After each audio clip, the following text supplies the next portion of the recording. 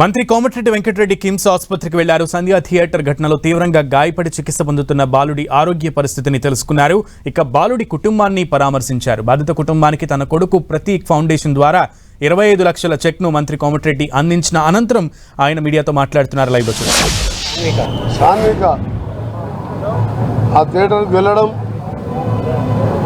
వెళ్ళిన సందర్భంలో benefit show పిల్లల కోరిక మేరకు ఆయన ఆరోగ్యం బాగాలేకున్నా ఆయన పేద కుటుంబంలో ఒక ఆర్యవైశ్య కుటుంబంలో జన్మించి ఒక మామూలు జాబ్ చేసుకుంటూ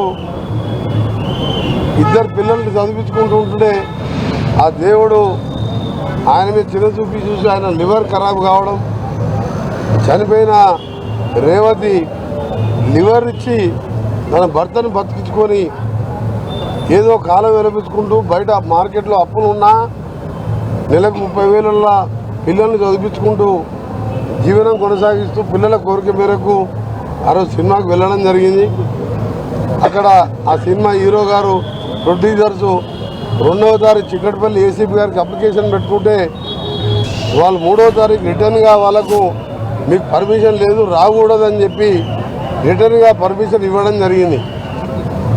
అయినా సరే 4వ తారీఖు రోజు 9:30కి బెనిఫిట్ షో స్టార్ట్ అయిన తర్వాత ఆ హీరో గారు హీరోయిన్ గారు సినిమాకి రావడం, ఒకటేసారి ఆయన కార్మాయి విత్ బౌన్సర్స్, అంటే మీకు తెలుసుగా లావు ఉన్న బౌన్సర్స్ పెట్టుకుంటారు హీరోలు, ఆయన బౌన్సర్లతో లోపలికి గేట్ తీసుకొని పోవడం, ఆ గేట్ తీయగానే వేలాది మందిగా చిక్కటిపల్లి చౌరస్తా అంటే 10-20 సినిమా థియేటర్లు ఉంటాయి, ఎప్పుడు హోటల్స్ ఉంటాయి, రష్ ఉంటుంది.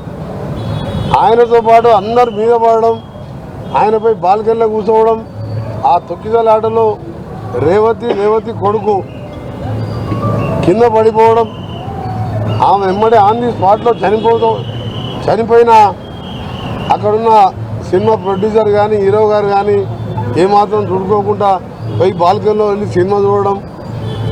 ఆ తర్వాత ఏసీపీ గారు వెళ్ళి మీరు వెళ్ళిపోండి సార్, బయట క్రౌడ్ బాగాలేదు, ఇంకా కంట్రోల్ అవుతలేదని చెప్పి ఏసీపీ చెప్పినా వినకపోతే డీసీపీ గారు వచ్చి గట్టిగా మందలిచ్చిన తర్వాత అయినా సరే సినిమా అయిపోయేంత వరకు ఉండి మళ్ళీ ఓపెన్ టాప్ జీప్లో వచ్చేటప్పుడు ఓపెన్ టాప్ జీప్లో చెయ్యిపుకుంటూ వచ్చిండ్రు. ఆ చెయ్యిపోయేసరికి ఎవరికైనా పిల్లలకు సినిమా హీరోలు అంటే క్రేజ్తో చూడాలనిపిస్తుంది.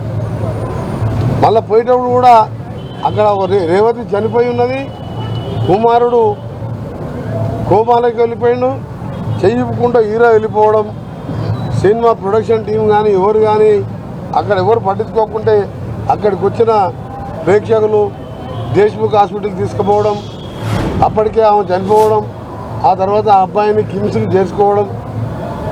ఈరోజు ఆ అబ్బాయి పరిస్థితిని డాక్టర్ చైతన్య గారిని అలాగే హాస్పిటల్ మేనేజ్మెంట్ వారితో మాట్లాడితే ఆహారం తీసుకొని పరిస్థితులు ఇక్కడ గొంతు దగ్గర ఆక్సిజన్ వెంటిలేటర్ తీసేసి ఇక్కడ హోల్ చేసి దాని ద్వారా గాలి పీల్చుకుంటూ నోస్ ద్వారా పైపుల ద్వారా ఫీడింగ్ చేస్తున్నారు. చాలా వీక్గా ఉన్నాడు అబ్బాయి.